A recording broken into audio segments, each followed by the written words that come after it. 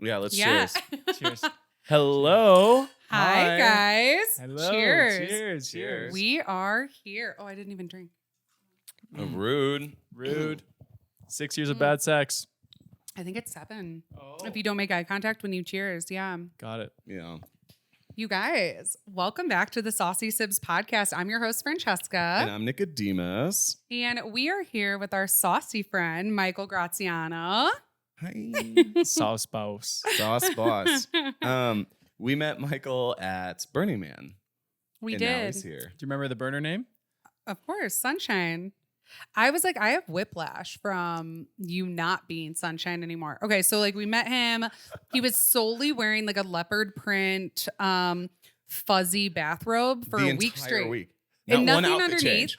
Whoa, wait a second. That was post mud apocalypse. Yeah, okay. Oh. All my clothes were submerged in mud. That's the only reason We didn't that's really all I had meet you. left. I don't think that we would have gotten to know each other, all of us, had there not been a mud apocalypse. No, exactly. Thank God for rain. It's always going to do what it needs to do. Right. I think, though, the first day I met you, you had just gotten out of the shower. Okay. So you were in the bathrobe. So in my brain, you were only in the bathrobe the entire fucking time. Yeah. Nothing underneath. Yeah. And we knew him Nice as wet hair. Sunshine. And then like when we surfaced to the real world, we were in Reno. And he had like showered in a Starbucks bathroom. Yep. And he had like real clothes on, like all black.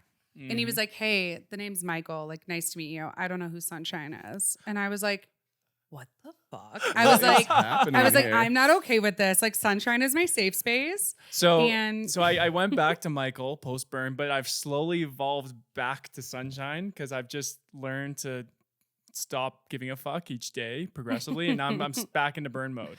Yeah. Sunshine's here, Sunshine's here to, like, Here to stay. Yeah, yeah. hence the sparkly. Yeah, you showed Whatever up as like a this is. sparkly cowboy Yeah, today. exactly. Yeah. We picked him up in Denver. Mm-hmm. We got you all the way here. We got him in the closet, guys. Mm-hmm. Sunshine is in the closet. Feels good to be here. Right. Anyway. All right, thanks for having me, guys. That's the end of the really, podcast. really appreciate it. Bye. I'm like, where do we go from that? But no, you asked to be on. Actually, you asked to be on the podcast, and I was going to ask you. It was Oh. actually, we were sitting there, and You're I was gonna play like, me like that live on air, huh? yeah. Well, no, but like I was just kind of like, like I do want to ask him to be on the podcast, but I don't want to want to be on my podcast. I'm the podcast host that is like, I will make fun of podcasts till the day I die. So I Yeah. just don't want to be that guy that like asks you to be on his podcast. Right. Even though I am that guy. Right. Do you feel me? No, absolutely. Yeah. Like people talk about where they're like in LA, they're like, oh, I went on a date with this guy, and all I did for an hour was like talk about his fucking podcast. So fucking Right. lame. No, in the end, we're just 3 people in a closet with a couple phones and some mics. Right. It is Yeah. what it is. Yeah. But this is like our profession.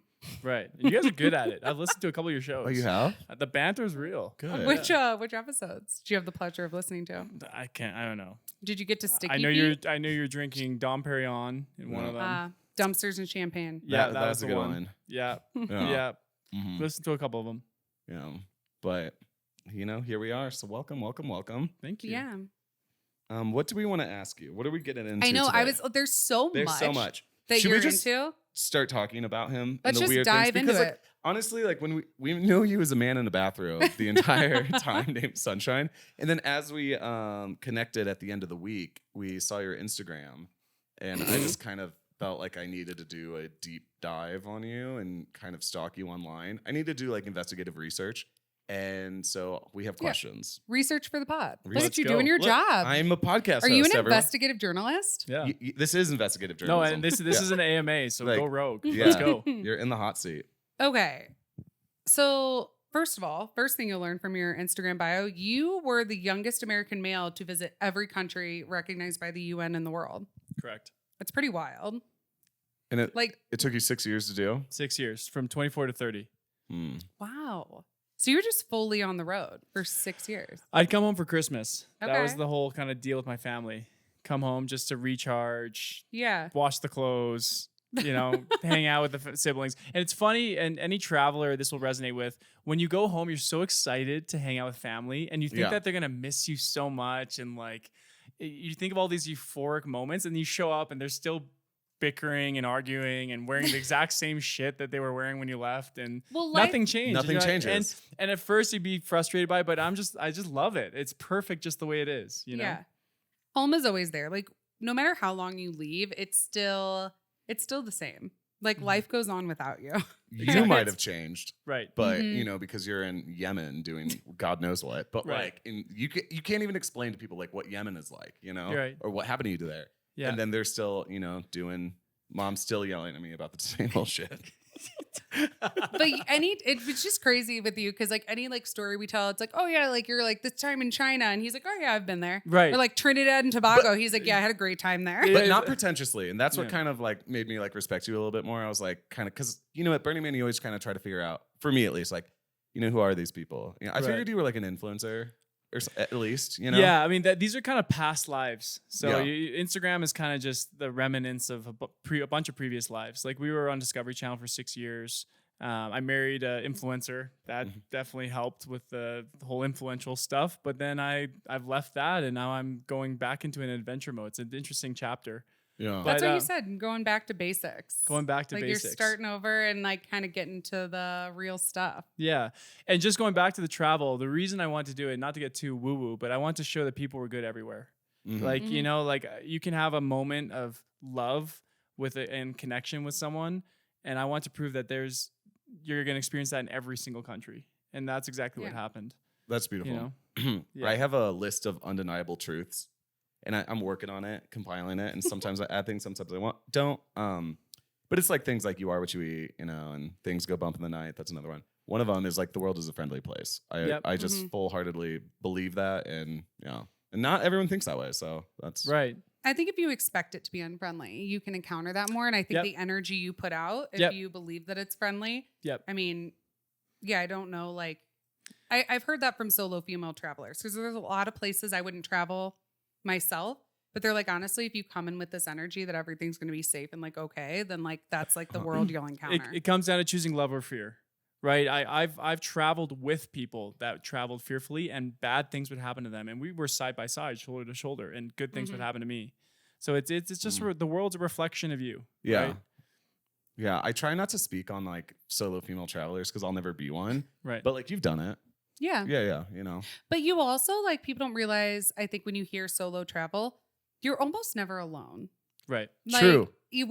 I mean, I could even fly to a country and be alone, but then I will meet a friend at the hostel. I'll meet a friend at the airport. Yep. You're always kind of like meeting new people and going on adventures with them, and you'll leave others and meet new ones. And Yep. that's just how it goes. But I felt like I was never like sitting alone bored. Yeah. There's always friends. Well, we realized back in 2014, I met a woman who had been to 81 countries, and she was only 23. wow. And I said, wow, like, would you go to every country? And I'm like, and I looked it up. And I'm like, how old is the current youngest woman to go to every country? And I looked up, and no one had ever done it. Oh my goodness. No woman had ever been to every country. So we went back to our sponsors saying, okay, guys, like, forget about our trip. Like, let's make history. Let's get a woman to every country and fund it and sponsor and just get it done. So we did a contest called the greatest contest in the world, where we're giving away a free trip to every country. I love We the had PR about angle. 600 women apply from all over. Each one had to get votes. And so we got hundreds of thousands of new followers as part of the contest. And we chose a photographer named Natalia. And she was very talented at photography, which was a nice addition to our project as well. And she got the most votes. She did 2 years with us. She did about probably about 50 countries, I think. Okay. But then one of the contestants, Cassie De Pecal, didn't get chosen. But then she's like, fuck this, I'm going to go do it anyways. So she went and got sponsorship on her own, and then became the first woman to go to every country. See, No that's way. how you do it. She did it, yeah. No one can do it for you. Exactly. Yeah. Wow. Yeah. That's incredible. So in all that, you had said you sort of like learned the game of like PR. Yeah. And that kind of led you to, are you still currently running your Yep. PR company? Yeah, our Okay. company's Mindful Agency. But just to go back, so I was 24 years old, had a little bit of money saved up, didn't have any experience with traveling or photography, videography, none of that. Instagram had just come out. There was only about a handful of travel vloggers. That was a whole new thing.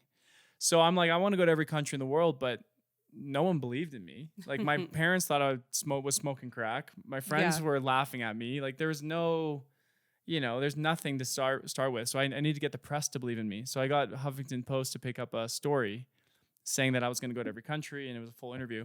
And then I used that article to go get sponsorships. Okay. From GoPro, TripAdvisor, Flight Center, Hostel World, Discovery Channel. We got all these sponsors to literally promise them the world. Literally. Yeah. Had no experience documenting. So then I went and found a videographer and said, hey, you want to come film with me in exchange for a free trip? And he said, sure. And create the content for the sponsors. And then I got a free trip to every country. That's incredible. That's amazing. Why didn't I think of that? I was over here like working at farms during That's my still travels. cool. No, Yeah. it's still amazing. I mean, I've Like farmed in every climate. I know a lot about banana trees. You lived on like a papaya farm in Taiwan for a long time. I lived at it was a food forest, but but they didn't really feed us anything besides dinner, so we only had bananas and papaya, like on as much as we wanted, like during the day. Which was his glycemic index must have been through the roof. No, it's fine because all that fiber and stuff. You can eat as many bananas as you want. I could talk a lot about that. No, seriously, I ate nothing but bananas for months. Yeah, he did. It's really good Banana for you Island. for a little bit. It's like a cleanse, but like, And there were no problems. not at all. He was in Best America shits when of he your did life. this. Yeah, Best shits of your life. Uh-huh. All right. Yeah, Okay. I was losing heard weight it here too. first. Challenge accepted. You should do it. Banana Republic. Yeah. Let's Yeah. go. Yeah. But so did you have a manager with all this, or did you just?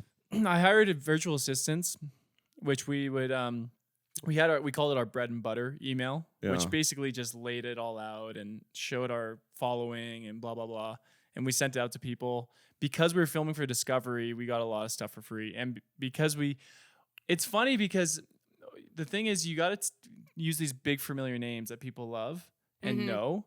TripAdvisor gave us a $1,500 credit. I hate TripAdvisor. Okay. They're the worst fucking. Have you the interface on their app and their websites? It doesn't even work. Have you done it recently? No, because fuck them. I mean, you know what? Yeah, you know what? Fuck them. But they did Never give sponsoring you again. They did give me $1,500. This podcast is, by the way, is brought to you by TripAdvisor. Yeah, they got me here, but no, they gave me $1,500.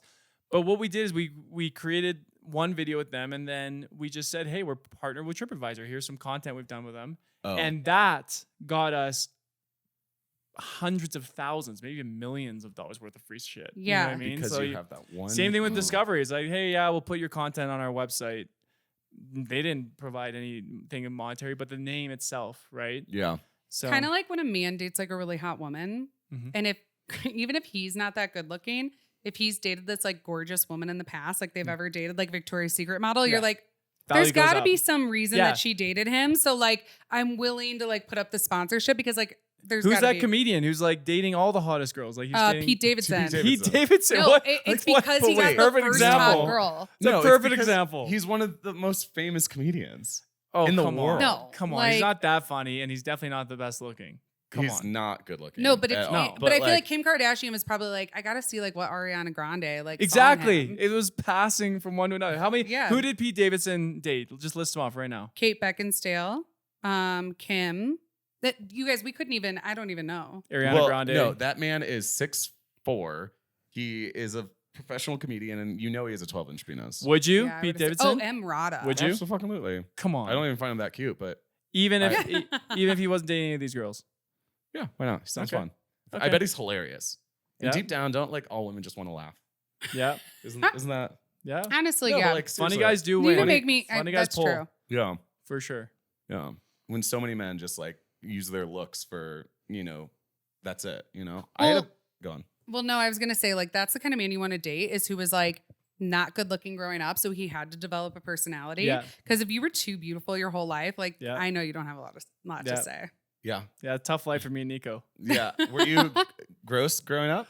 No. no, I he was saying I- he's always looked like this. Yeah. Oh. And so have you. Oh no, I haven't. Come no, I on. was chubby and like Yeah, Nick was fat. kind. Yeah, it was. I wasn't the. I went cutest, through a but fat phase. I was so fucking funny. And you know what I mean? And I was gay, so all the girls loved me, you know? And I was like gay in elementary school, you know? And so, yeah, I just felt like that gave me a personality. You know? Well, mom would let you have like sleepovers with all the girlies. Oh, yeah. Because they were like, you were girly. Literally in 6th grade. But isn't it funny looking in your past? You think you're so cool and so good looking at that time, and then you look at photos of the past, like, oh God, like what was I thinking? Oh my God. Nick Some of the had outfit choices that I did, I was just like, he had like a Justin Bieber haircut. Oh man, it was bad. I kind of was like, I didn't have good posture. I don't know. I often think like if I could go back to my younger self, I would like literally be like, hey bro, like this is fucking unacceptable. And just like, what are you thinking? Yeah. Whenever you do the inner child meditation, you're just like trying to give fashion advice. Yeah. Quick. While that's all I was missing. Yeah. The fashion. I'm kidding. No, but you really did you developed personality. It really I gave did, you a yeah. And then my older brother was like very, muscular and, he looks like Adonis. Athlete. Yeah. And I just had to find another way. Speaking of which, right before the pod, Nick was throwing shade on straight guys saying how they don't understand fashion. No, it was a straight guy that didn't understand fashion. Oh, okay. So singular, not plural. It's not a generalization. Do you guys like the shirt or the jacket that he's wearing? That leather bomber, the vintage leather bomber, a little oversized, right? Let me drop in the comments how you guys feel about the bomber. Honestly, it's very Hailey Bieber. Like when I put it on, because it's kind of that like oversized, almost like Princess Diana after a workout look. No, very much with like the biker shorts and like the short hair. But no, it was like the best thing. And he traded it for like a dime store jean jacket. Dude, I traded it. I was at a dive bar up in Breckenridge, and this guy had it on. He said he found it at a thrift store, and I was wearing a denim jacket that was just like a dark wash denim jacket that wasn't even cute at all. But he just really liked it. And then he was like, do you want to trade? And I was like, absolutely, I'll do that, because he didn't know what the fuck he was doing. And I was like, sure.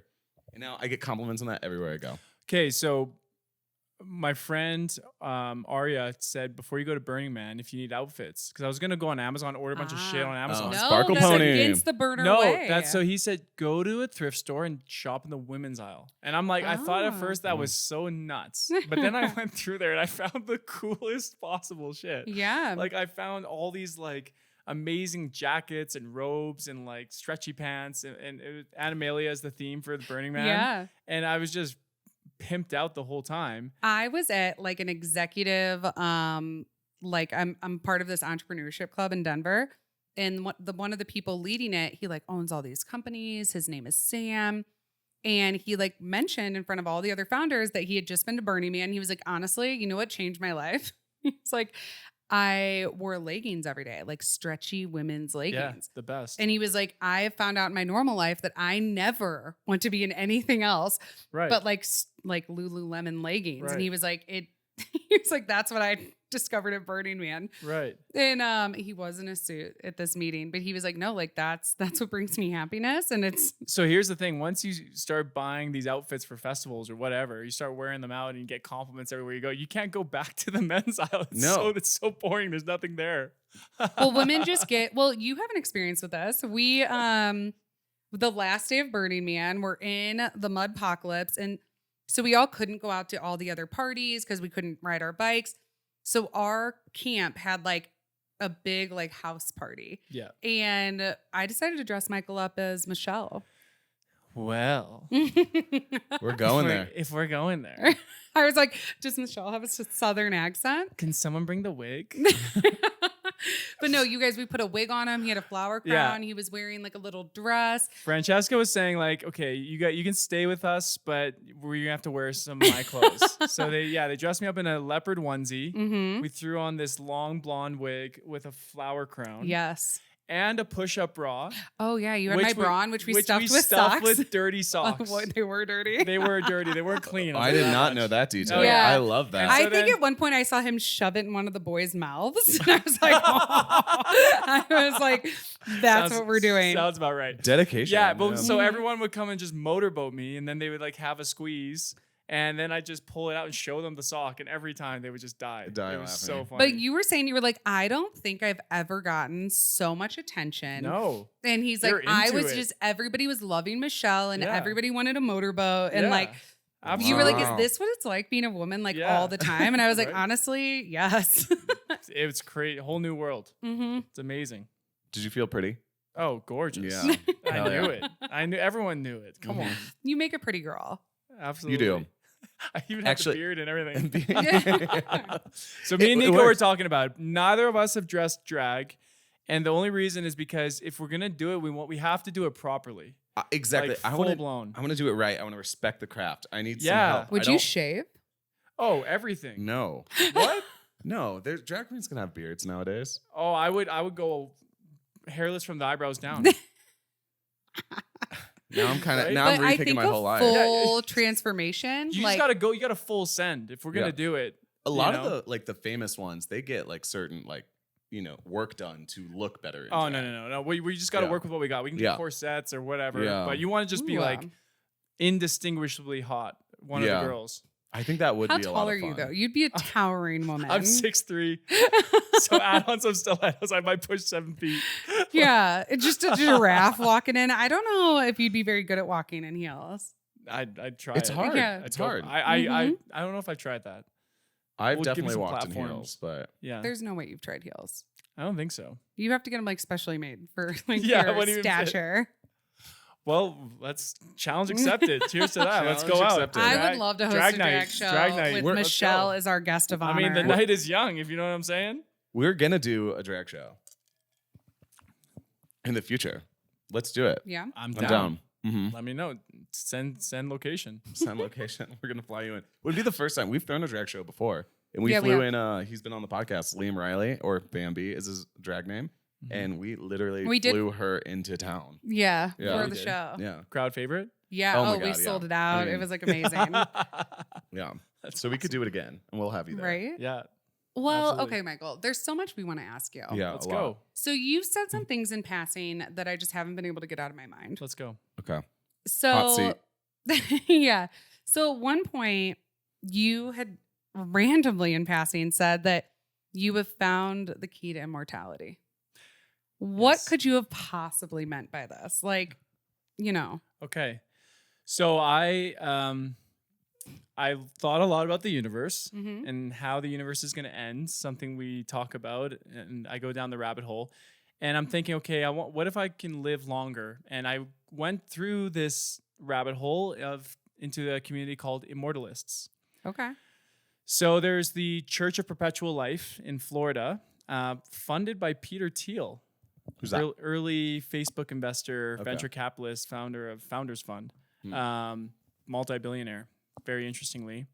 Also discovered Jeff Bezos pouring millions into Altos Labs, a group looking into immortality.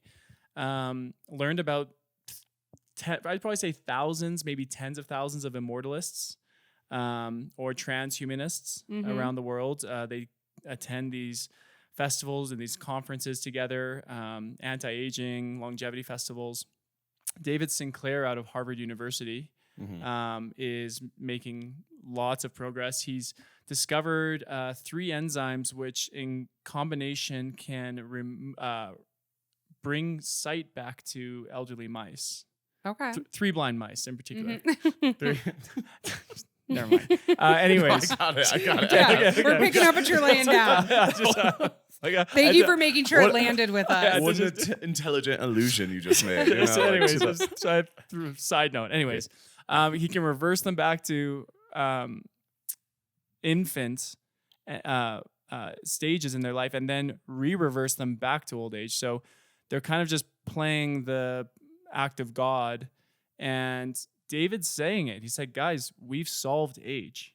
Let me make that clear. And this isn't some Yahoo in his mom's basement. This is the head of Harvard for under epigenetics, longevity, and he's saying we've solved age. We just need about 10 years of FDA approvals.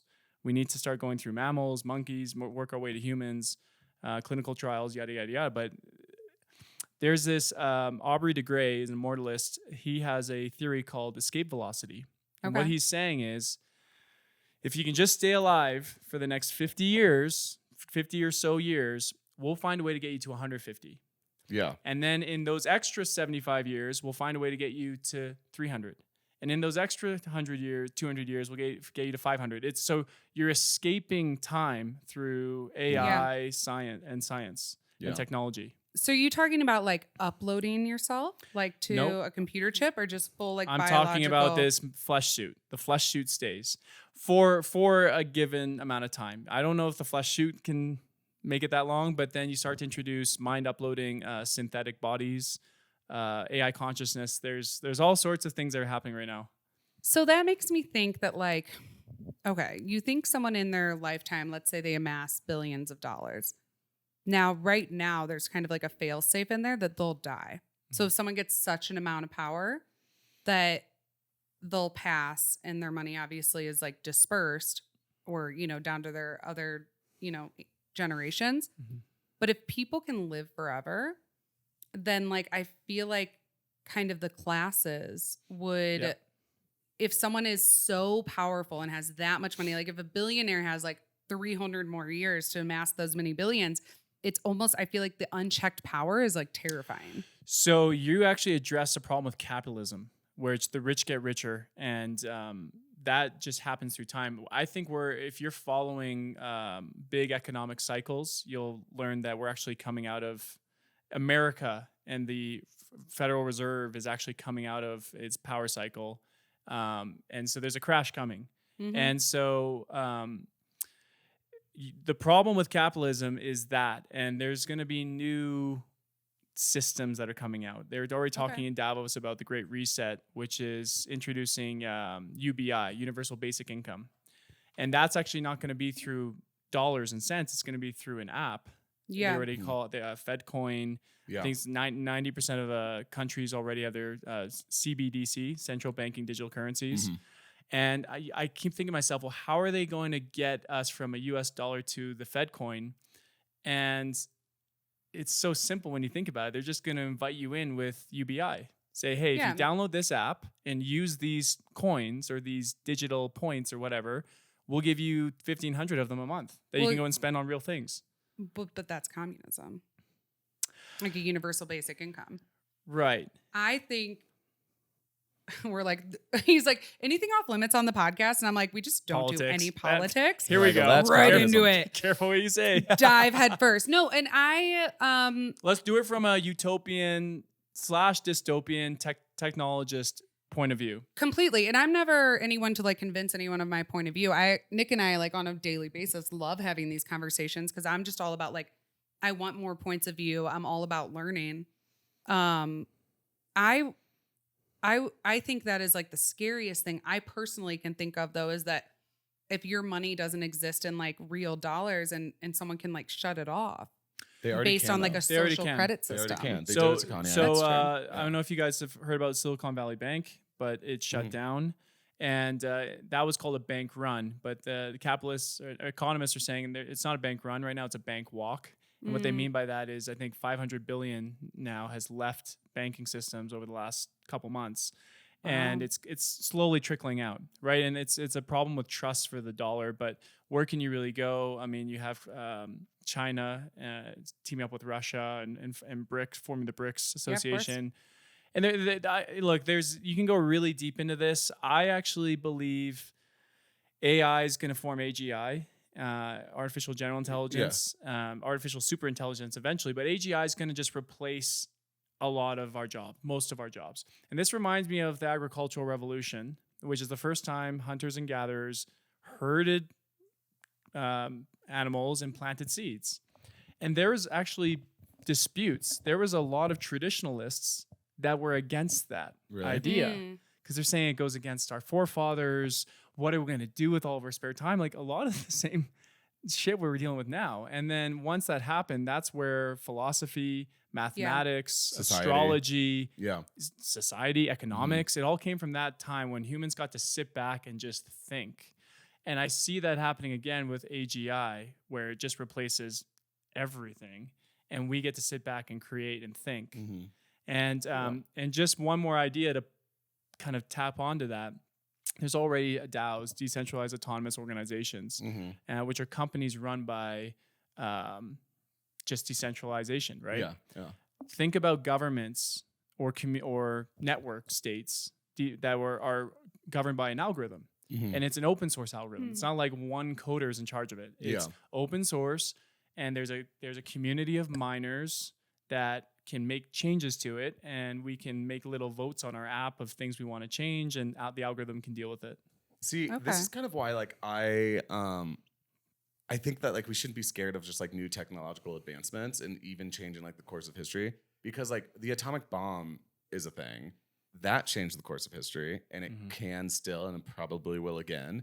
But, you know, now we have nuclear power and things like that, you know? And I just feel like, yeah, sure, things can be used for bad, and there could always be this doomsday thing or aspect to it or fear. But like, I feel like this is such like an untapped potential that whether or not all of this is real, I mean, who knows? I don't really know how AI works. I read a lot about it. I watch a lot of YouTube videos about it, but, you know, but like, I just don't know. Like, where are we going to go in the future? We have no fucking clue. Well, Mark Andreessen, who's a very famous venture capitalist technologist, he's saying how nuclear weapons is what deterred the Cold War and World War III. He's saying the ability to make such destructive weapons is what deterred us from going to war anymore. And it still is kind of with like Russia today with like Dead Hand. And exactly. Yeah. So AI is both our biggest threat and our savior. It's our chance for a utopia. It's our chance for Armageddon, right? And what's going to happen is you're going to have these AI arms races where some terrorist group with a laptop and access to the dark web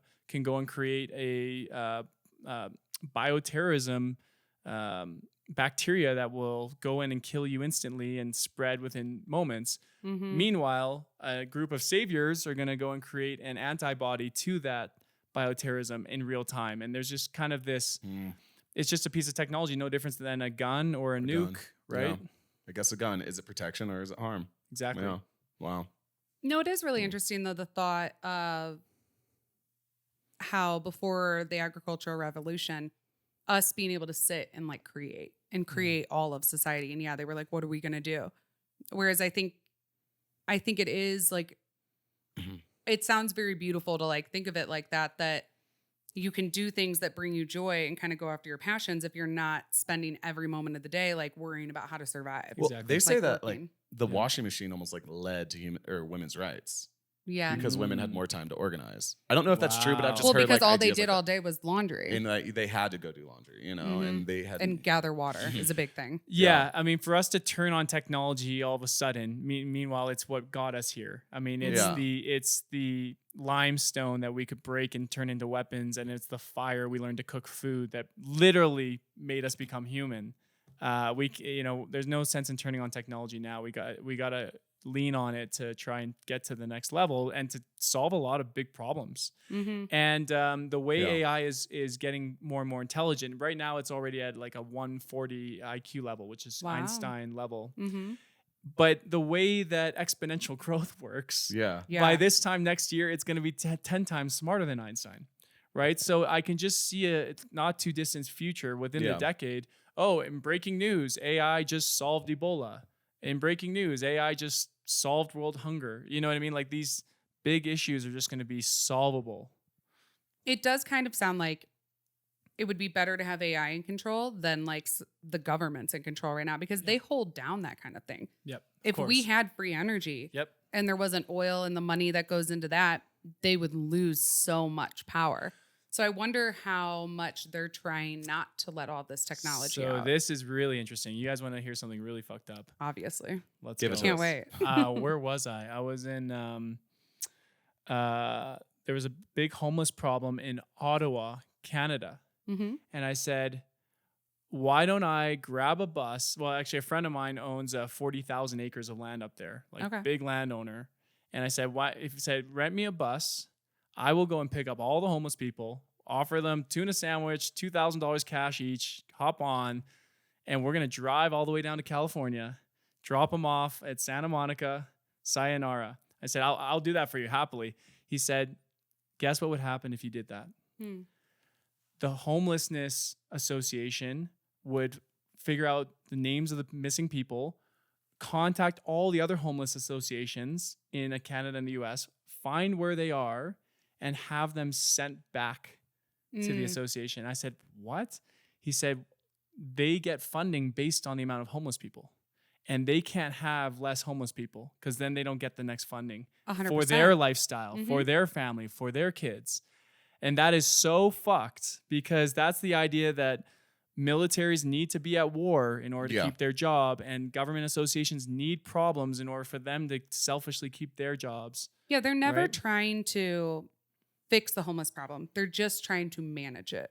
Right. And their whole job, and a lot of those people in those positions are making a lot of money to keep it manageable. But agreed, if they solve the problem, then they're out of a job. $18 billion spent on homelessness in California in the last 2 years. Mm-hmm. Do the math, 400,000 some odd homeless people, that's $500,000 per homeless person. Instead of just, you're right, but that's just one example. So that goes back to your idea that AI can't hide that shit. AI would want to solve it because it's open source. The code, everyone knows the code, and the code's the code, right? Yeah. And I was just telling Nico that there's 400 new micro countries that have been established. And a micronation, you just need to buy a piece of sovereign land. Doesn't really need to be big, just needs to be sovereign. You need to elect a president, vice president, treasurer, secretary, and that's it. It's no different than filing a corporation. I do like the idea of micronations just because even kind of thinking of like Burning Man, I don't think on a much bigger scale. Well, I don't think it's sustainable at all because we're in the desert and all of our resources were shipped in. But like, it was the craziest thing to me. And we talked about this on our episode that like there were no trash cans. No trash cans. But And having trash cans everywhere almost creates more trash in a Yeah. weird way. But we just like kept our own trash. You pack in, pack out. Yep. But I don't know. I'm just kind of like, how come that hasn't been able to happen on a larger scale? We've all just. It has in Japan. Oh, you did say that. They do that in Japan. But They do what? They don't have trash cans. Everyone just takes care of their own trash. Like I didn't notice that. There's no trash cans out and about. Wow. No homelessness either. Yeah. Japan's got it figured out. I heard, maybe you know about this, but Japan decided as a community, as a collective, we don't want homelessness. And so they stopped giving anything to homeless people. And they either had to get a job and become a part of society or perish and die on the street. And homelessness disappeared. So that's lifeboat ethics. A lot of, I don't know, I just put my political science class. It's that the more money you give to it, the bit more it creates the problem. Mm-hmm. And that lifeboat ethics is kind of like they need to fend for themselves and that it will solve the problem. Mm-hmm. But that's interesting. I wouldn't have thought that Japan, being such a collectivist society, would. Well, it's if you don't do as we do, you are pushed out completely. Right. Yeah. That is the culture. That's what's like. Yeah. But so let's play with this idea. Everyone has a FedNow app. Mm-hmm. We're all getting, say, $2,000 a month, just pops in on the first of each month. And there's an open source code that manages your building. Mm-hmm. There's a code for the building. And if you want any changes done on the building, like the elevator's broken, you have the app and you say, fix the elevator. And once enough people have said fix the elevator, then it will use your HOA fees to fix the elevator. And what I mean by that is it'll go source all the contract companies nearby, email all of them, get a quote from all of them, hire one based on the best quote, all transparently, and then they'll come in and fix it. And so you'll have this for the building, you'll have it for the district, you'll have it for the city, you'll have it for the state, you'll have it for the nation, different algorithms on different levels. Everything by vote, by your app. So would it still incentivize people to excel? Like, whereas like a doctor would earn more money than a trash man? So that goes into the idea, which is a little bit communist, I guess, in origin, where it's like, what do you want to do? And there's different levels. Currently in our society, there's different kind of like prestigious levels, right? But with this, it kind of introduces the idea of what the community needs. Okay. So it's kind of like, hey, we have enough doctors. So like still free market. Yeah, we have enough doctors, but we're looking for some garbage men. So I know it's a shitty job, but if you're willing to do it, we'll give you an extra $1,000 a month on top of your UBI, right? And then there's even like things like credit score that people talk about where like the social credit score. Like social credit score, would get worried that if you post something like against the government and they can turn off. Which they can do now, by the way. But they can still do, because try talking about COVID vaccines on Instagram. No, that happened to me. But, I had my biggest like Instagram account, not big compared Careful to what you Michael's. say, or else this pod isn't going anywhere. Yeah. No, but I had, my 40,000 little gluten-free blogger followers, but I posted against masks, and I wasn't even saying anything about COVID and whatever. I just thought like wearing your mask into a restaurant to take it off to sit down at a table was fucking ludicrous. Yep. And I was like, this is absurd. And I would post, I was like, this is bullshit. And if we're all collectively following these bullshit rules, like I kind of went a little 100% during You did. COVID. I like lost my mind, and I posted a lot of shit to Instagram. I can't use those accounts anymore. I post something and it gets like 2 likes. Yeah. Like no one's seeing my shit. And so those accounts are dead. So the idea of can the government shut you down? That's why micronations are being formed, because these are sovereign states, and government can't shut you down because you're not part of the U.S. anymore.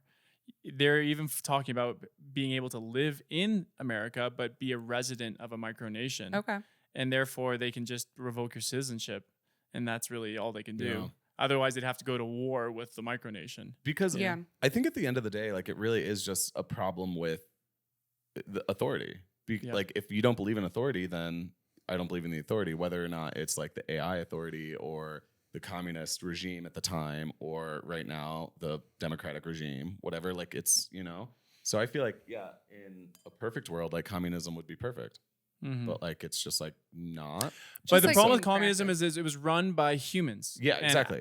Absolute power corrupts absolutely. Right. No human gets this world domination access to the code. It's not like one human can go in and change it. Yeah. It's the same as the Bitcoin community. The way Bitcoin works is there's 23 million coin, and that's all there ever is and ever will be. And there's a community of miners that can make changes to the central algorithm, but it has to be a majority vote from the mining community. And none of these people know each other. So there's game theory in there, right? Yeah. And you can't go and like swing all the group one way or the other. It's not like they form an association. Yeah. They're all like just coders hanging out and doing their own thing. Yeah. Right? That's why I really like the idea of like the micronations, just because I think it almost a little bit goes back to like how the United States and like the idea of the 50 states. Yeah. Like, if you don't fucking like living in California, like, leave. Yeah. And I know like you can sort of say like not everyone can choose to like leave, but I think that the idea of America, like before our federal government, I think got so powerful. Yeah. Like our 50, like, were they sovereign states? They were sovereign states that were all based on agriculture. Yeah. Yeah. Exactly. Well, it wasn't 50 at the time. Right. But it was like the idea of it was like an agrarian state with people like access to their own land. Well, if you even take it one layer back, it was the Revolutionary War. It was a bunch of people from England that took the boat over to serve the English Empire. And then once we were over here, we're like, wait a second, we don't want to have to give you all our money and ship everything back. Like, we don't have to pay tax. We don't want to be stuck to the central bank of England. Yeah. The fact that you guys keep leeching off of us, go fuck yourself. Yeah. And that was the beginning of the Revolutionary War. And then America won with the help of France, and then they became the United States of America, right? Yeah. So Honestly, just because of the tax on tea. yeah, Like, they led a revolution because they didn't want to send their Boston tea Tea tax. Party. tea tax, yeah. And isn't it wild too to think that like that revolution was like started by 20 somethings? Like, they were young. But young, charismatic founding fathers, right? And wasn't it only like 3% of the population was like directly involved with it? Yeah. No, it wasn't everybody for sure. And so are we going to have something similar? Yes. Will it be an arms war this time? Maybe not. It might. This is more digital.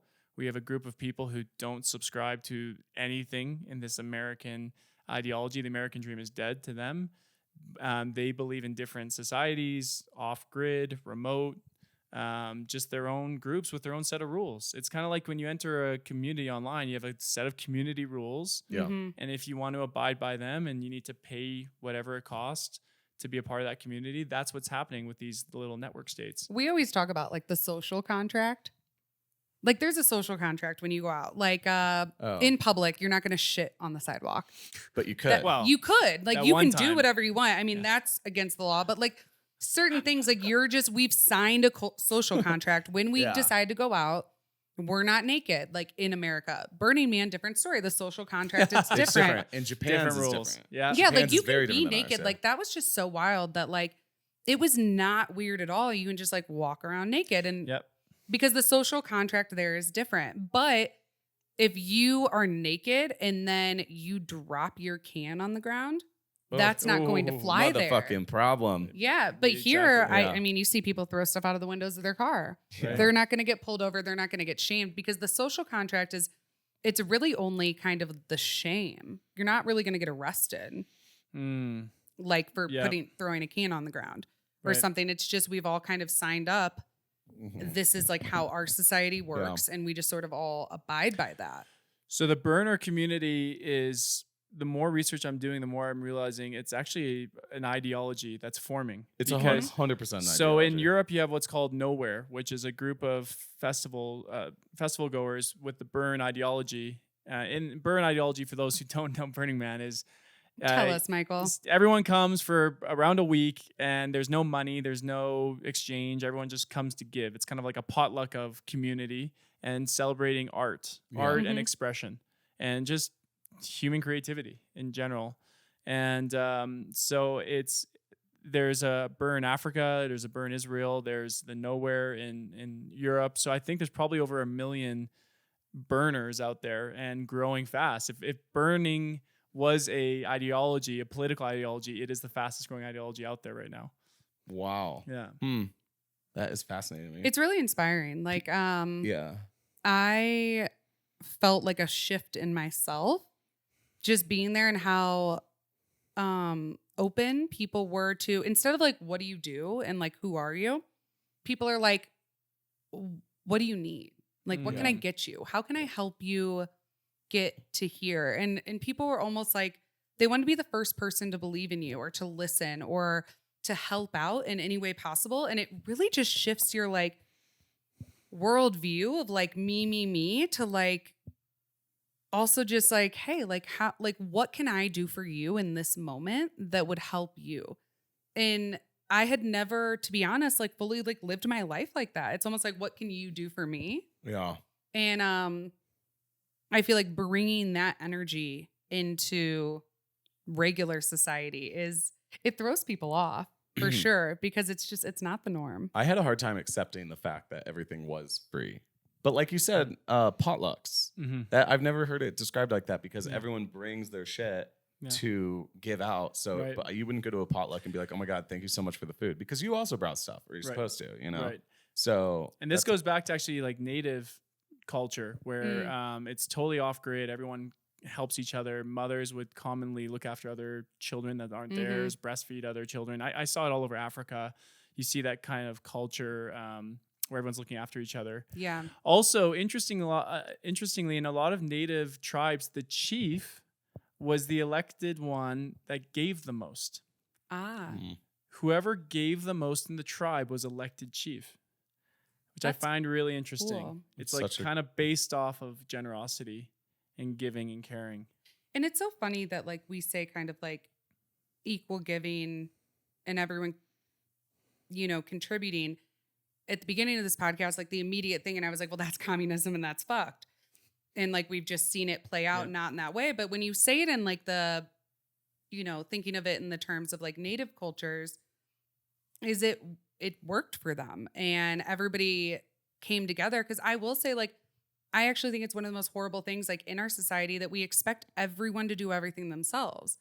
Like that scares me for having children. Like, man, I'm going to be like locked in a house, like 24 hours a day with this. But like back then, you know, they say it takes a village to raise a child. And I think that just makes so much more sense.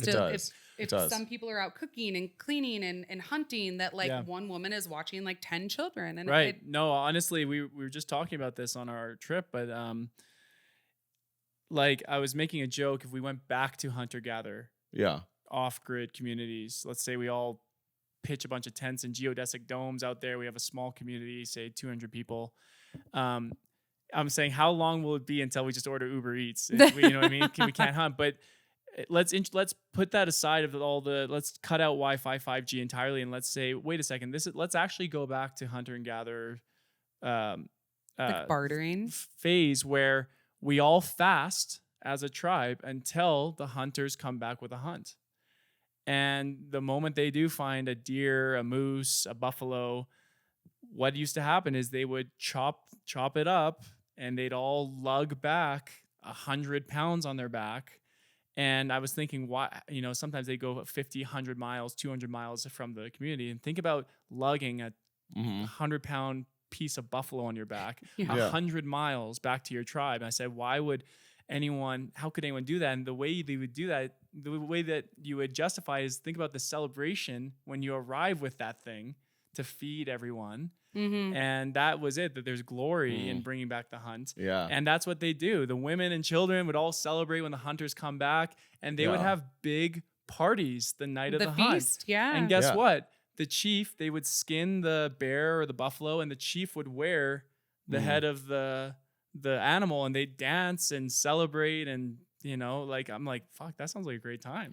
It actually does remind me of Burning Man. Until I stub my toe. It does. Cut it off. You'd cut be it with off. the women. Yeah. Oh, yeah. Well, actually, that's it's the women and children and Nico. well, that is right there. Sorry, I cut you off, No, but I feel like this please. is interesting. So we know that the human genome is like really fucking complex and really long, and it doesn't really have a lot of mistakes in it, So why is homosexuality here today? There's a lot of reasoning. Men would actually be back with the women and children. Men that kind of like stayed back with the women and children, and they were just the more effeminate ones. Or maybe not effeminate ones, but the gayer ones that There's weren't homosexuality all throughout different mammals. No, obviously homosexuality is so it's part of it. A very important piece to the mammalian world, Right. Or actually more than just mammals, but that's there's an actually a lot of things. People call it the gay uncle theory.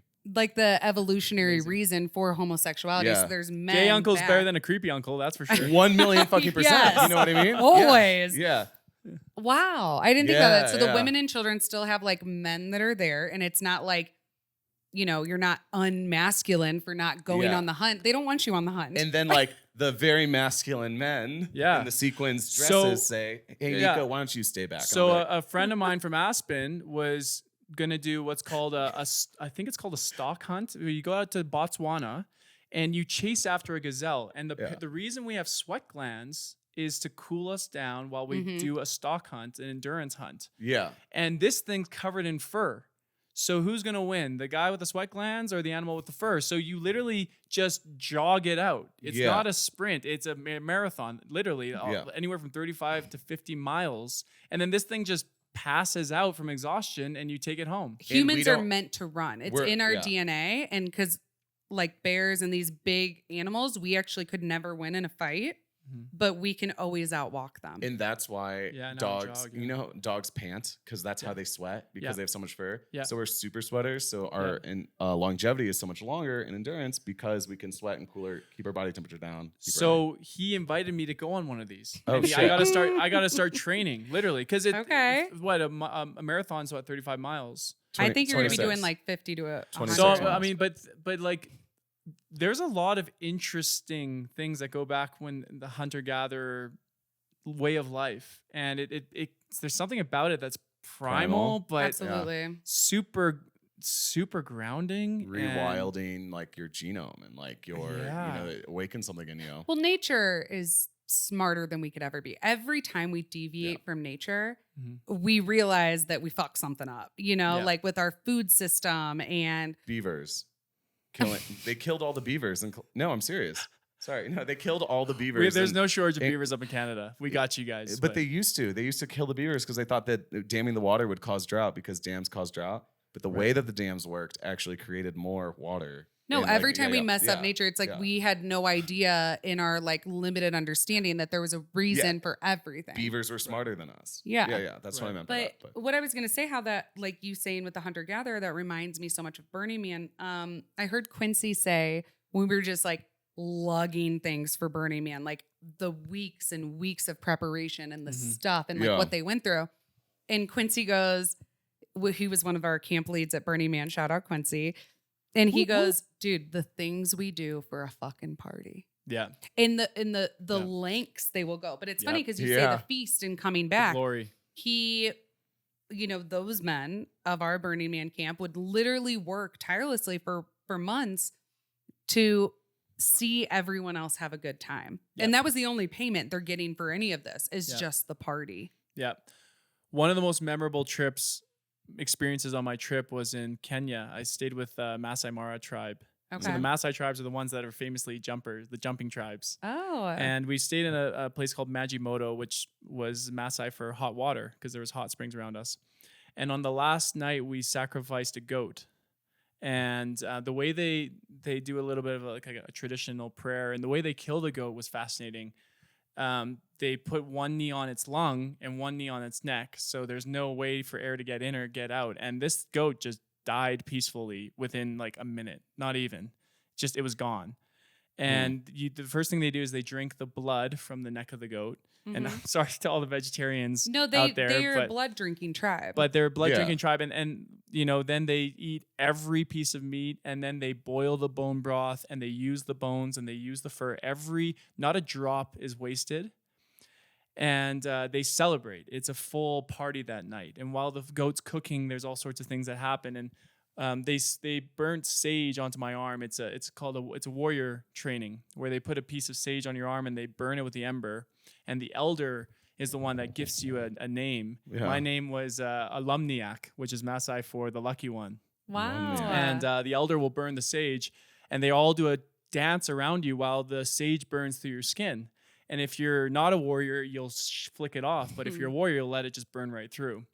And the guy who put the sage on my arm, I still have the scar. He turned around and he had probably about 1,000 scars and like these amazing like sacred geometry and all these different like things on his back. That's their way of doing tattoos. Wow. But we did warrior training with them and we had our fortune told by witch doctors. And it was just it's just so beautiful. Tribal experiences are the most unforgettable experiences on my trip. Mm-hmm. That's amazing. Sure. I'm happy we still have some. We still have like ancient humans living in that lifestyle that we can like learn from. Because I think what it's going to come down to is getting back to, the witch doctors and how they healed things. And, we try and pick out one thing in pharmaceuticals and think that's going to fix it. And it fucks up all this other stuff. Mm-hmm. But like they kind of had it like figured out from thousands of years of observation and, honing that way of life.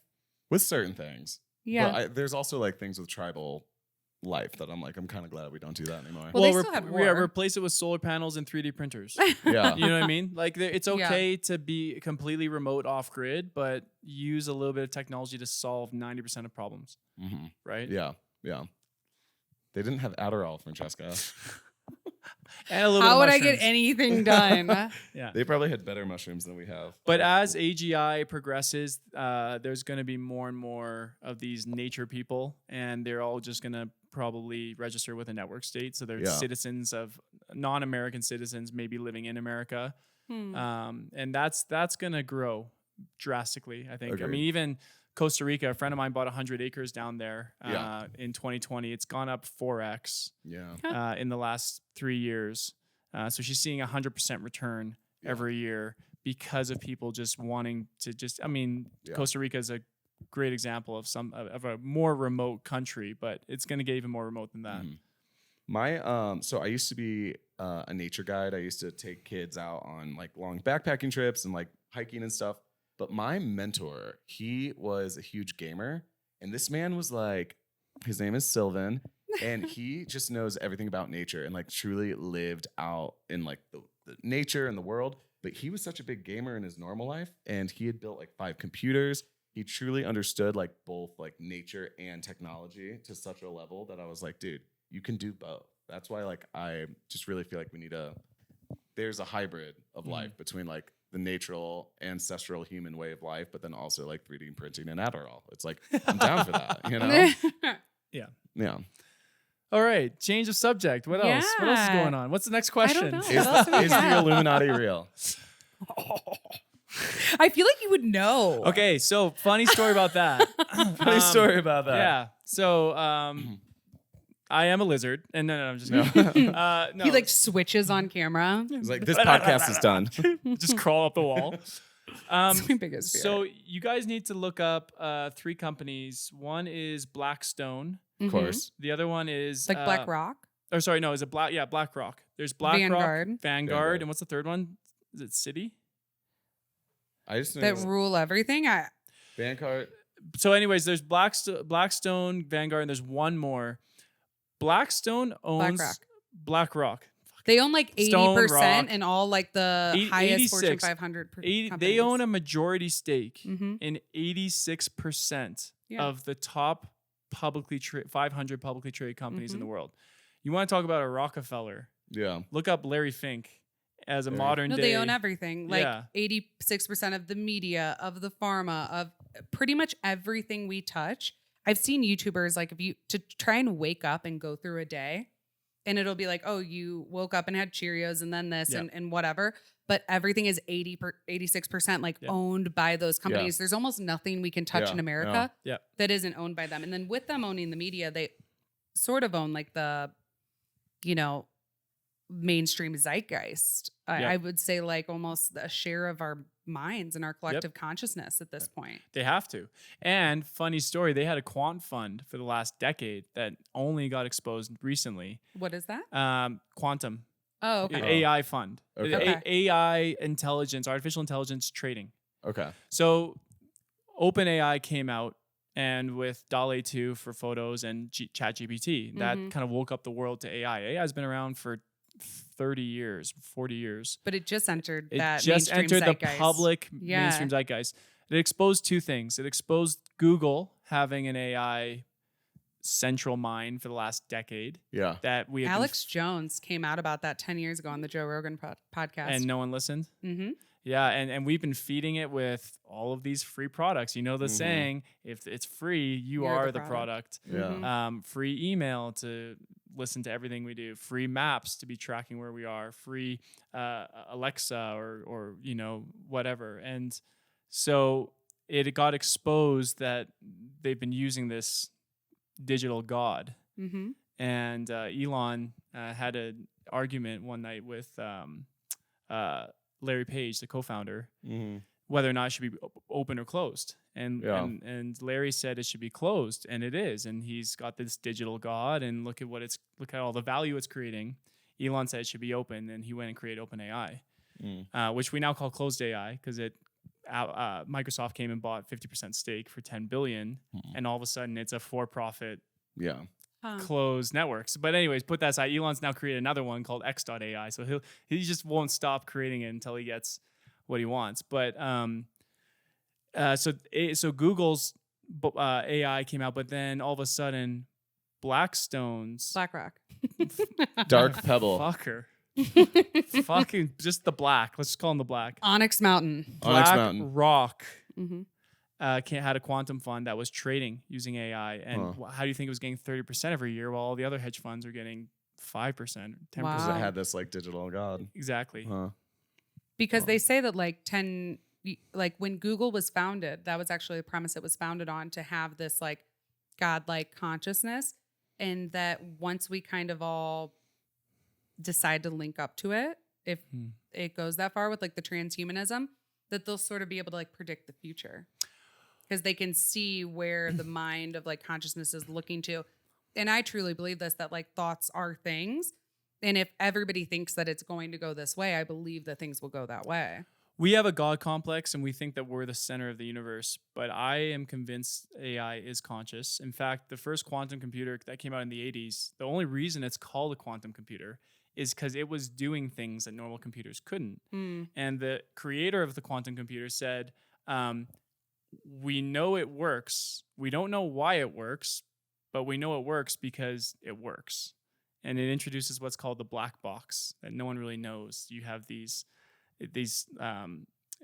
neural networks, a digital neural network that can create things out of nothing. And so here's a question for you guys. There's different layers of consciousness, right? Mm-hmm. So you have subatomic particles that make an atom. Are they aware? I believe everything's conscious. Mm-hmm. We just don't understand different levels, elementary levels. Are subatomic particles aware they're inside of an atom? Mm-hmm. Are atoms aware they're inside of a molecule?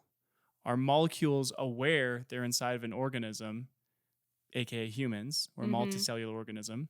Are organisms aware they're in a superintelligence? So like, where does the emergent property of consciousness start? Yeah, and just like think of a gut microbacteria in your stomach right now. That thing is conscious. It eats food. It eats. It procreates. It runs away from predators. It excretes. It's not too different from a human in the sense that it you know what I mean? It lives its life. Yeah. Reproduces. Tries to run away from predators and eats and shits and does the whole thing. Well, I would go a step further that your gut feeling is truly like that second brain, that like that intuition, right? That woo thing that none of us can like put our finger on is I believe that every thing has like an innate feeling and an innate knowing. Yeah.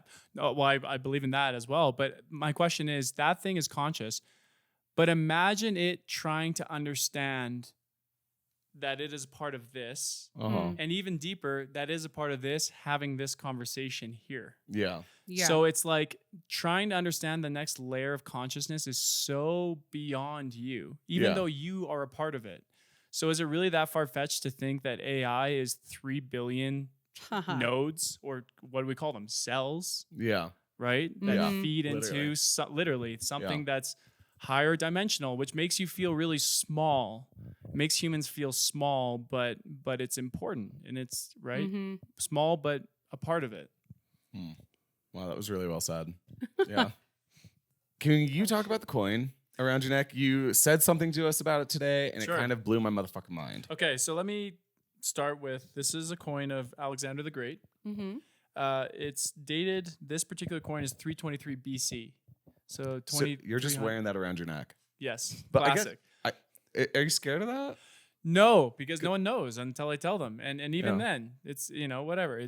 The way I came across this coin is one of our clients at our PR firm owed us a bunch of money, and their grandfather was a top coin collector in America, and they created the business around these coins. They have Marcus Aurelius, Hadrian, a lot of really cool Cleopatra, a lot of cool coins, and so they're like, "Can we pay you in ancient silver and gold?" And I'm like, "Absolutely." So it's we pay you in doubloons in a treasure chest. Doubloons.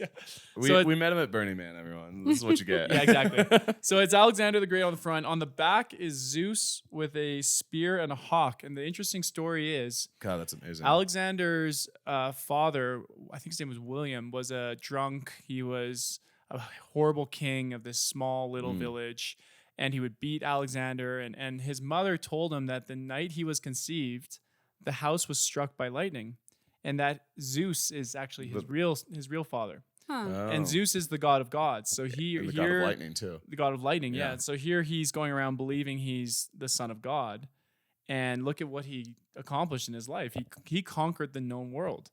And I just found that an interesting story of belief, an interesting story of stoicism. Yeah. More recently, we just discovered that 323 BC is the previous age. Yeah. So it was the age of Aries. Age of Aries. Yeah. And so I'm Aries. I'm a triple Aries. You're a triple Aries? I'm a triple Aries. Oh my God. That makes so much fucking sense. Triple Aries? Stop. Yeah. You guys want some heat? I'll bring the fire. Oh my God. No, you really do. You do with sunshine. Sunshine. You do bring the sunshine. It went Age of Aries, Age of Pisces, which we're still in. Yep. And the next age, which is a really interesting time, is 2150, which is the age of Aquarius. Yeah. And that's the age of fluidity, because we're seeing what's happening with genders. And it's also the age of re-nourishment of the planet, and the age of creativity. And information and society. So we're talking about AGI, ASI, this agricultural revolution might happen to conveniently be right around that time. It's written in the stars. I think AI and technology is what's going to save the planet. Like, I just think we'll have so much advances to like fix all the bad shit we did to it. And I think some people would be like, well, you can't just like hope for that. But it's like, it's kind of our only hope. Because humans aren't going to do it. Right. Yeah.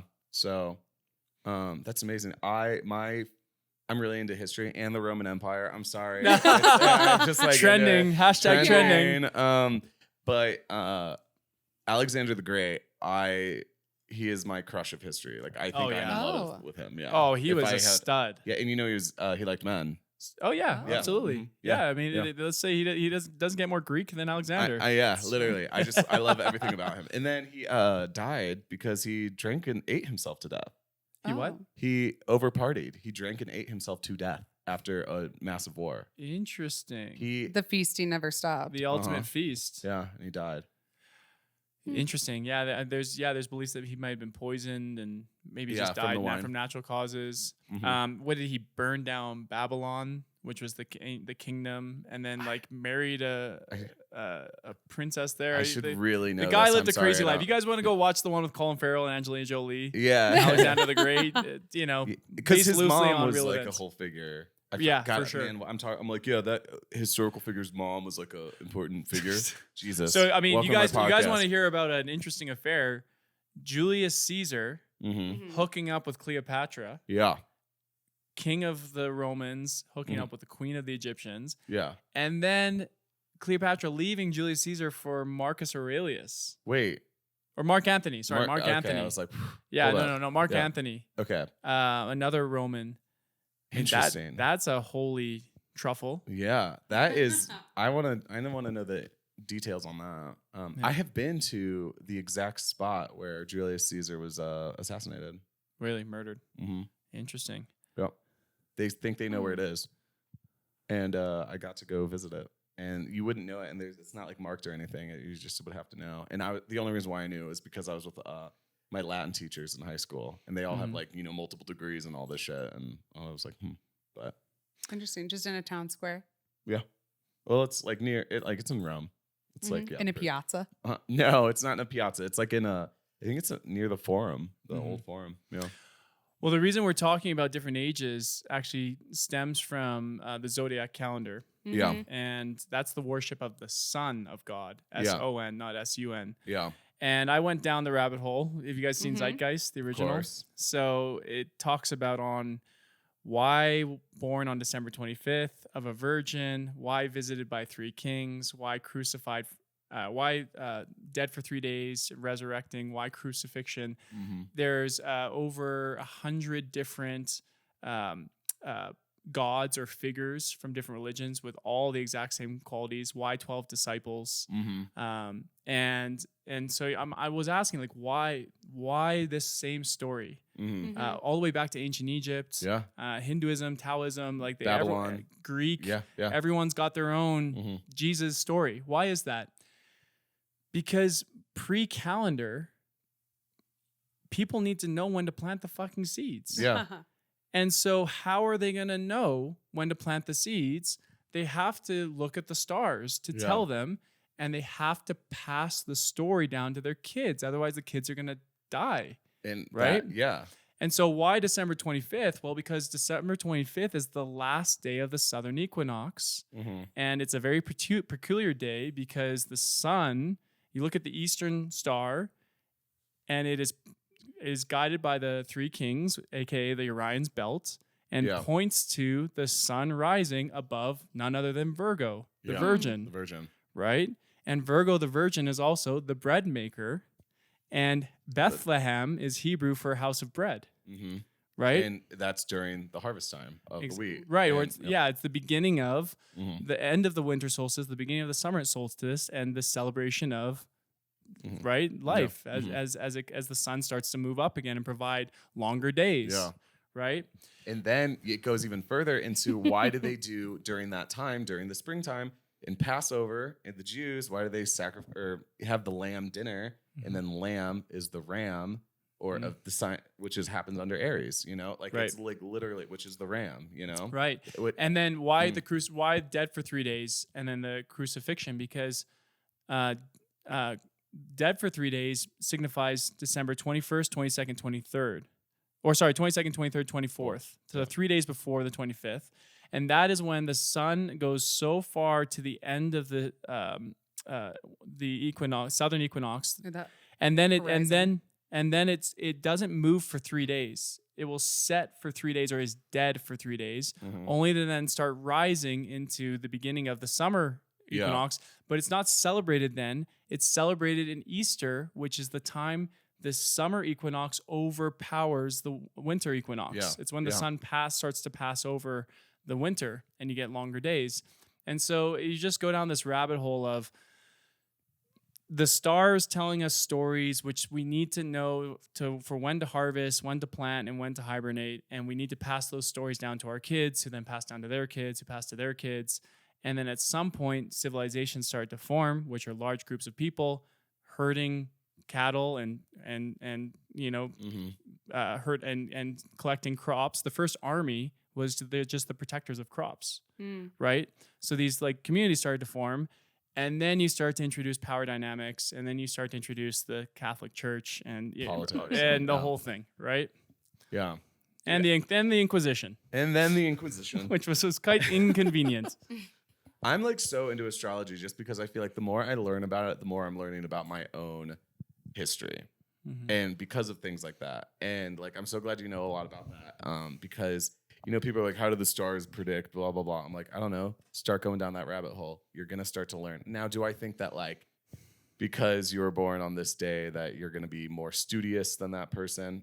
I don't know. Maybe not to like down to the specifics, but like you're in Aries, triple Aries. Like I've never met a more Aries person. Absolutely not. Let's fucking go. Yalla, habibi. Yeah. And then you're just wearing a coin from like Zeus's, oh man. Zeus's son. Yeah.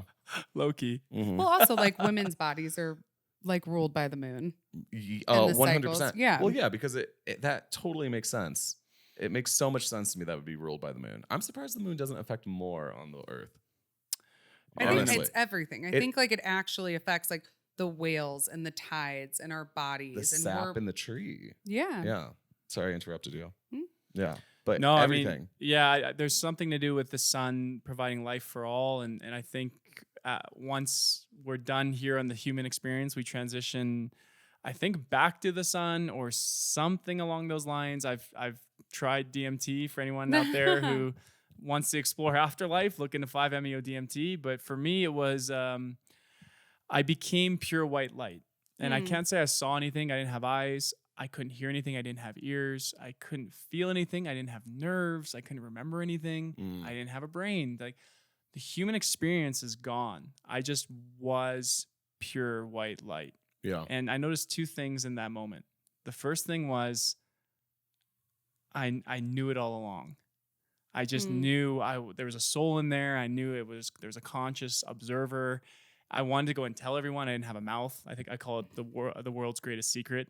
And, that's why when everyone passes, they pass with a big ass smile on their face. If they die of old age, hospice will tell you about that. And it's because they want to share the secret, but they can't. The mouth is gone. And the second thing I noticed was I'd been there before. It was a familiar place. And this was just my experience, but it was definitely what happens after you're here in the human experience, and from what I observed. And now I recently got to that stage through breath and no frog poison in the Amazon in Nicaragua. But I don't know, it's really interesting. I'm sorry, I'm just thinking about all that because we were talking about it earlier, how you actually don't need drugs to assist getting to any of these transcendental states. No. That you can just get there through breath. I saw the video of you. Yeah. Just through like 10 breaths. Yeah. And you were... Yeah, I was with a Kundalini master. He had learned under 6 months of his master. And I called it eagle breath because we were going... kind of like flapping our wings. And I was staring not into his eyes, but into his soul. And he said, when I say lift, I want you to lift your head up and suck all the air in and look to your third eye with your eyes closed. And then that's all you have to do. And so I did it. And that's the last thing I remember. Yeah. I was just gone. Yeah. I was gone. And I know I had visions, but I couldn't tell you of what. Because the human's experience is long gone. So it's hard you can't remember things if you don't have the brain. At least that was my experience. And then I came back with my head down on the mat, and you kind of come to, I don't know if you guys have ever fainted, but it's the same kind of feeling of coming back. And of course I started laughing hysterically because like, of course I transcended and came back, and here I am again. And, you know, and this was just through breath, 10 breaths. It wasn't even like a hyperventilation or anything. Yeah. That is so crazy. I've never experienced anything like that. I've gotten to some like floating head experiences where I just, through meditation, I feel like I'm a floating head. That's very psychedelic feeling. But I've never like transported to a different place, you know? And I'll introduce you to Shibumi. No, please. I would love to meet Shibumi. Let's get him on the pod. He's my teleportation plug. He's got you. Perfect. Yeah. Shibumi. Also, I feel like you got to plug in everything. Yeah. Yeah, you guys need to transcend. I got a guy for that. Come to Aspen at sunrise. Like, yeah. Truly. It's fine. Take the jet to Aspen at sunrise on the top of a mountain. Shibumi. We're all going to teleport. Yeah, exactly. Well, I feel like we just went through the entire history of humanity. I know. So what have we covered here? We've covered AI. We've covered drag, Black Rock being the new Illuminati. We've covered network states in the form of micronations. We've covered life after death, going back to ancestral tribal states. Anything else on the list you guys want to go through? World travel. Yeah. Yeah, we really have. No, I wanted to know what's next for you. Like, what's on the horizon? What are your plans for, you know, the future, the immediate future? I was lucky to have had coming out of a 2-year marriage. I learned a lot. A lot. Amazing. I learned how to be a father, a stepfather. Yeah. I learned how to provide for a family. I learned a lot about myself, what I'm capable of. I felt father energy for the first time. Very powerful. Sure. They say when a man holds his son or daughter in his arms for the first time, that their whole life changes. That can happen with stepchildren as well. I lived a very extravagant life, very big online, on social media, and involving celebrities and private jets and large homes in Bel Air, and just this kind of perfect life. And I came out of that really unfulfilled. And everyone says it, oh, money can't buy happiness. Yeah, blah, blah, blah. You got to go experience it. You know, like if you're young, passionate, ambitious, go make all the money in the world and all the fame and work for it. And then kind of figure it out yourself. Like Jim Carrey said, I wish everyone could be rich and famous to see that it's not that special. And I'm lucky I got out of that in 2 years instead of 20. Yeah. And it's very common to get in this. I call it the hidden rat race, because it's very common an entrepreneur will look at a 9-to-5 job and say, oh, I'm not going to be in that rat race. Then they go and start their own business. But if they're not careful, they'll get caught in a 24/7 rat race. I feel that. We've been doing some crazy shit. And not just for themselves, but they're kind of like low-key competing with other friends or other people online, or just out-competing themselves and trying to outdo themselves. And it can really mess with you. First time I've ever felt anxiety. First time I've ever had a panic attack. I was introverted. Sunshine was... You're kidding. Sunset for a while. Sunset. Yeah, he was dim and he wasn't talking to people and he was low energy and he was, you know, there was some downsides to it. But again, I learned a lot. And so now the pendulum has swung. I am a free man. My freedom is more important than ever. My adventurous side has come back. But I value money less because I don't feel a need to accumulate it. I don't want to have to sit on my throne, on my piles of millions of dollars in cash, you know, like looking down on everyone, because that actually resembles to me a level of insecurity, because it kind of low key says, I'm going to fuck this up somehow and find a way to lose all of this. Yeah. Because I'm not worthy. Give me a laptop and a Wi-Fi connection and I will generate money like nobody's business. Right. And so I know I can do that, and I know I'm only going to get better at that. Yeah. And so I don't need to work so hard on money. I have a business. I have a team that I can rely on truly. They know me as the crazy founder that's just out traveling the world. Yeah. Here he is at Burning Man. There he is transcending at the top of Boulder. Here he is on a podcast. Oh, you know, he's and calling.